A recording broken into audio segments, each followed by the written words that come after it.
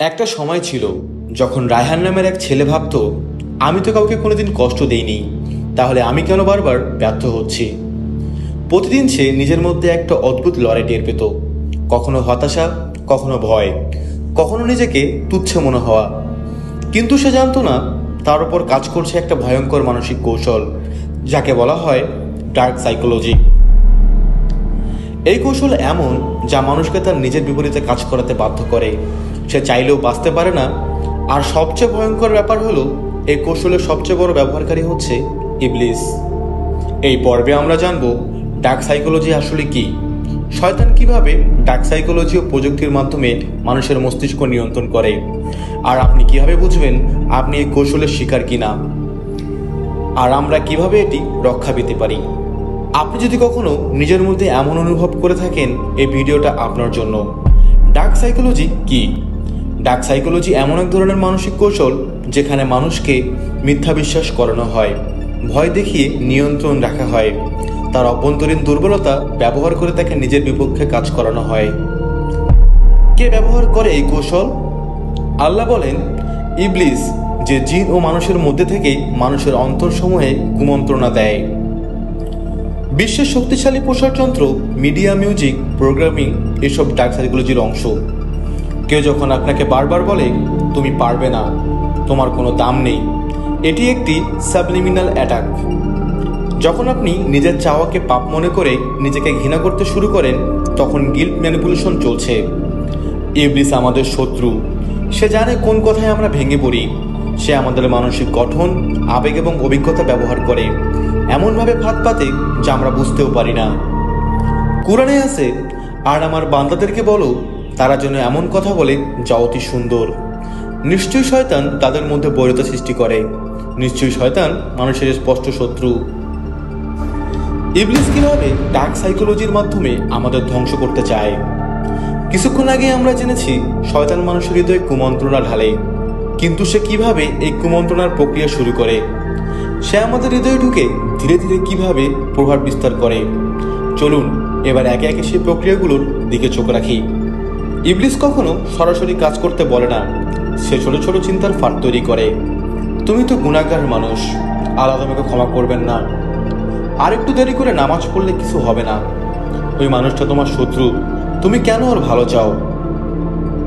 নফসের দুর্বলতা ব্যবহার করে আমাদের ভেতরে লোভ, অহংকার, হিংসা এসব অনুভূতিকে বাড়িয়ে তোলে। সে আমাদের দুর্বল দিকগুলোকে শক্ত করে তোলে, যেন আমরা নিজেদেরই পাপের দিকে ঠেলে দিই। ধীরে ধীরে আত্মবিশ্বাস ধ্বংস করে। সে চুপচাপ আমাদের মনকে এমন এক জায়গায় নিয়ে যায় যেখানে আমরা মনে করি আমার দ্বারা হবে না, আমি একা, আল্লাহ আমাকে ভালোবাসেন না। তওবা থেকে ফিরিয়ে রাখে। সবচেয়ে ভয়ানক ফাঁদ হলো, তুমি এত গুনাহ করেছো, তওবা করলে কি আল্লাহ মাফ করবেন? এই ভয়টাই মানুষকে আর তওবা করতে দেয় না।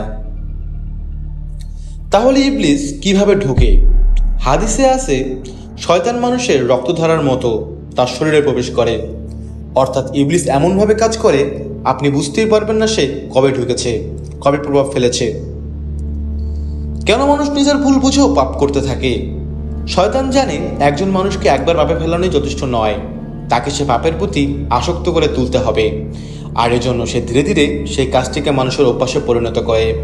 সে মানুষকে বারবার সেই পাপের সুযোগ করিয়ে দেয়, যতদিন না সেটি সাবকনসিয়াস মাইন্ডে গেঁথে যায়। তখন কি হয়? মানুষ নিজেও আর বুঝে উঠতে পারে না সে ইচ্ছা করে করেছে নাকি এটা তার অভ্যাসে পরিণত হয়েছে। বারবার করতে করতে সেই কাজটার প্রতি এমন মনে তৃপ্তি তৈরি হওয়া, ইভেন ইট ইজ রং। কোরআনে আল্লাহ বলেন, তুমি কি লক্ষ্য করো না যে আমি কাফিরদের জন্য শয়তানদের ছেড়ে রেখেছি তাদেরকে মন্দ কর্মে বিশেষভাবে প্রলুব্ধ করার জন্য? শয়তান কিভাবে ডার্ক সাইকোলজি ও প্রযুক্তির মাধ্যমে মানুষের মস্তিষ্ক নিয়ন্ত্রণ করে?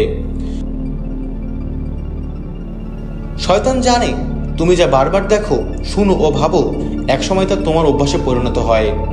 সে ভিডিও, গান, শো, মিমস এসবের মাধ্যমে তোমার অবচেতন মনকে হারামকে স্বাভাবিক করে তোলে। উদাহরণ, টিকটক বা ইনস্টাগ্রাম রিলস দেখতে দেখতে তুমি বুঝতে পারো না যে কোনটা হারাম। ডোপামিন ট্র্যাপে ফেলা। প্রতিবার লাইক, ভিউ, কমেন্ট পেলেই মনে করো তুমি ভালো কিছু করছো। এটা এক ধরনের ডোপামিন ফিড, এতে আসক্তি তৈরি হয়। শয়তান এভাবেই তোমাকে ভালো লাগার নামে ভুল পথে চালায়। ফিয়ার অ্যান্ড এনজাইটি ব্যবহার করে নিয়ন্ত্রণ। ডার্ক সাইকোলজির বড় অস্ত্র হলো ভয়। তোমার যদি এত ফলোয়ার না থাকে তুমি ব্যর্থ। তুমি যদি ট্রেন্ডিং না হও কেউ তোমাকে ভালোবাসবে না। শয়তান এই ভয় ঢুকিয়ে দেয় যেন তুমি নিজের সম্মান, চরিত্র সবকিছু হারিয়ে মানুষের গ্রহণযোগ্যতা পাও। Repetition technique. ডার্ক সাইকোলজিতে অ্যাটাক বলে রিপিটেশন মেক্স ইট নর্মাল। তুমি যদি বারবার হারাম গান, নাচ, সিনেমা দেখো একসময় সেটা নর্মাল মনে হবে। শয়তান বলে তুমি তো গুনাহ করছো না, সবাই করে। Media filter bubble. YouTube, Facebook, TikTok সবাই এমনভাবে কাজ করে তুমি যা দেখো বারবার সেটা দেখাবে। শয়তান তোমার মন মস্তিষ্ককে একটা সীমাবদ্ধ ঘরে আটকে ফেলে যেন তুমি সত্যকে দেখতে না পাও। এইভাবে সে তোমার হালাল জীবন থেকে সরিয়ে নেয়। কিভাবে রক্ষা পাবো? আত্মজ্ঞান ও সচেতনতা তৈরি করো। প্রথমে নিজেকে জিজ্ঞেস করো, আমি কি ধীরে ধীরে হারামকে স্বাভাবিকভাবে ভাবতে শুরু করেছি? কি কি জিনিস আমাকে আল্লাহর স্মরণ থেকে সরিয়ে দিচ্ছে? সচেতনতা হলো আল্লাহর আত্মরক্ষার প্রথম ঢাল। Social media detox. নির্দিষ্ট সময় নির্ধারণ করে নাও দিনে কতটুকু ফোন ব্যবহার করবে। অপ্রয়োজনীয় রিলস, শর্টস দেখা বন্ধ করো। উইকে একদিন digital fasting, no Facebook, no TikTok, ইডিসি। কোরআনের আলোকে নিজেকে জাগাও। নিশ্চয়ই এই কোরআন সবচেয়ে সঠিক পথে পরিচালনা করে। প্রতিদিন 5 মিনিট হলেও কোরআন তেলাওয়াত করো এবং ভাবো, সালাত প্রতিষ্ঠা করো। এটি শয়তানের বিরুদ্ধে ফায়ারবেল। সালাত মানুষকে অশ্লীলতা ও অন্যায় থেকে বিরত রাখে। নিজেকে পজিটিভ ইসলামিক কন্টেন্ট বানাও বা শেয়ার করো। মানুষকে সুন্দর পথে উৎসাহ দাও। ইসলামিক শর্টস, হাদিয়া, রিমাইন্ডার, কোরআনিক উইজডম শেয়ার করো। এই কাজগুলো হবে শয়তানের বিরুদ্ধে তোমার মিডিয়া জিহাদ। ভিডিওটি ভালো লাগলে একটি লাইক দিয়ে দিন। ইসলামিক রহস্য ও বিজ্ঞান নিয়ে আরও এমন কন্টেন্ট পেতে চ্যানেলটি সাবস্ক্রাইব করুন।